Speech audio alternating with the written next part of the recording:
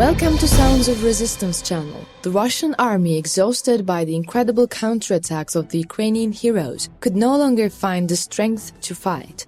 Russia is still struggling with the mobilization decision as the suffocating attacks of the heroic Ukrainian army gradually drive Vladimir Putin's army out of Ukrainian soil.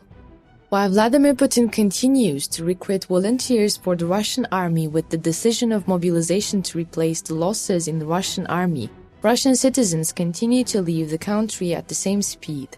Russian citizens who do not want to fight and die in vain in Ukraine do not want to be a partner in Putin's treacherous plans. The number of volunteer citizens mobilized to the Russian army so far has exceeded 220,000, but the Russians have lost 65,000 soldiers since the start of the war on February 24. Among these dead Russian soldiers were very distinguished soldiers. Elite Russian paratroopers, elite fighter pilots are among the soldiers who lost millions of dollars to train. The Ukrainian army, on the other hand, took advantage of this lack of motivation of the Russian troops and succeeded in increasing their advance on Ukrainian territory to a large extent. The heroic Ukrainian army, which ended the air attacks of the Russian forces in the past weeks, before it even started, put the Russian administration in a very difficult situation, because the Russian Air Force had carried out severe air operations in and around Kiev. About 50 of the 87 Russian air attacks were thwarted by the Ukrainian air defense systems, and the Russian forces were routed. These airstrikes cost Russian leader Vladimir Putin exactly $200 million. As a result of these Russian airstrikes, only innocent Ukrainian citizens and Ukrainian infrastructure were damaged. In other words, Vladimir Putin did not get the efficiency he expected with these airstrikes. Having exhausted its resources with all these wasted ammunition, the Russian army came to the brink of a serious revolt against the Russian leader, as it had reached the unbearable point. The 126th Russian Coast Defense Brigade, which is at the center of the world's agenda while performing its military duty in the Kherson region, started rebellion movements against the Russian administration due to lack of resources. As the Ukrainian army continues its counterattacks to recapture the strategically located Kherson province and port city on the Dnipro River and the Black Sea, this region has been the scene of intense clashes in recent weeks. In Kherson, where the 126th Russian Coast Guard Brigade also takes an active role, the Ukrainian heroes have put the Russian troops under complete grip in this region. After the defeats, the 126th Russian Coast Guard Brigade, which has no strength to fight, currently maintains only a defensive position in the Kherson region. For this reason, the Russian brigade, which rebelled against Russian leader Vladimir Putin, wants to leave the Kherson province and move towards the border. Because the existence of the 126th Russian Coast Guard Brigade in Kherson means suicide for them. Unable to withstand the dominance of Ukrainian heroes in Kherson, this Russian brigade finds it unreasonable to continue fighting in this region as there is no additional equipment support. That's why the 126th Russian Coast Guard Brigade recently posted a video on social media complaining of fatigue and a lack of vital military equipment. In the video they shared, these brigade personnel stated that they have been on active duty since the beginning of the war and they were not given any time out or rotation rights. In addition, these brigade personnel who claimed that the 126th Russian Coast Guard Brigade was crushed by the Ukrainian army and that they needed transportation urgently revealed the seriousness of the situation. Emphasizing that there is only one armored personnel vehicle belonging to the 126th Russian Coast Defense Brigade, these brigade personnel stated that they currently use only this armored personnel vehicle for 80 people and that they do not have any other military vehicles.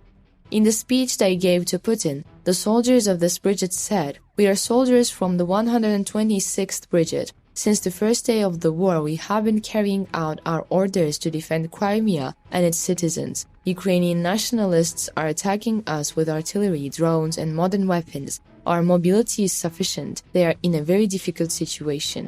Following the release of the video, Wagner militia sent 4 all-terrain vehicles to this Russian brigade to support efforts to protect the front line in Kherson province. This movement of the Wagner group which took action before the Russian leader Vladimir Putin, also attracted a lot of attention. The fact that the founder and the financier of the Wagner Group, Yevgeny Prigozhin, sent aid to this Russian brigade long before the Russian Defense Ministry in order to further weaken the authority and stance of the Russian Defense Minister Sergei Shoigu may cause influence on Vladimir Putin's views. Rumors abounded that Wagner Group financier Yevgeny Prigozhin was actively trying to win the favor of Russian President Vladimir Putin and to separate Wagner Group forces from the traditional MOD forces. And finally, the fact that the Wagner Group sent aid to this Russian brigade before the Russian armed forces and the Russian Defense Ministry confirmed these rumors. The move by the Wagner Group to provide basic equipment to a detachment of traditional Russian ground forces, showing the inability of the Russian Ministry of Defense to provide such needs to its soldiers, is nothing more than an attempt to implicitly show Vladimir Putin that the Russian Ministry of Defense is dysfunctional. Because the Russian Ministry of Defense, which is aware of the ammunition deficiencies of the Russian armed forces, is quite helpless in this regard. At the moment, the Russian Defense Ministry, unable to provide the Russian soldiers with any additional weapons and other combat munitions, hides how bad they are, but everything is coming to the surface quite clearly. In this regard, the British Ministry of Defense stated that it is not possible to replenish Moscow's declining missile stocks. The British Defense Minister underlined that Russia's defense industry probably does not have the capacity to produce advanced ammunition at the rate they are spent, and the Russian administration does not have sufficient economic strength for ammunition production. Britain was not the only one reporting on this plight of the Russian army. The US government report revealed that Russian troops lost 6,000 pieces of equipment in Ukraine and did not have time to replenish their ammunition stockpiles. The report of the US government states that the Russian Federation has already lost the ability to create high-precision weapons due to the lack of advanced technology.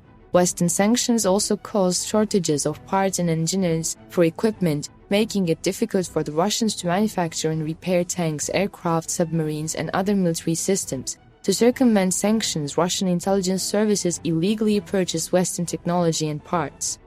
Russian intelligence services also continue to search for supplies in countries such as Iran and North Korea.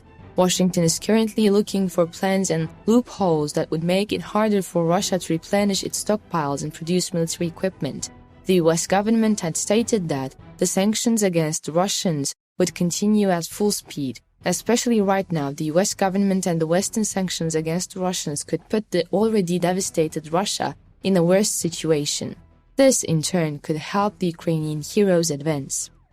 The data of the General Staff of Ukraine and losses in equipment, however, is somewhat different from the others. According to the Ukrainian General Staff, as of October 14, Russian troops had lost more than 12,000 pieces of equipment in combat. The fact that the figures of the different does not reduce the losses of the Russian army. On the contrary, the Ukrainian General Staff provides the clearest information as it analyzes and explains these figures in detail. We will see together what will happen in the following processes. Will the Russians give up, or will they choose to hold out until the last bullet?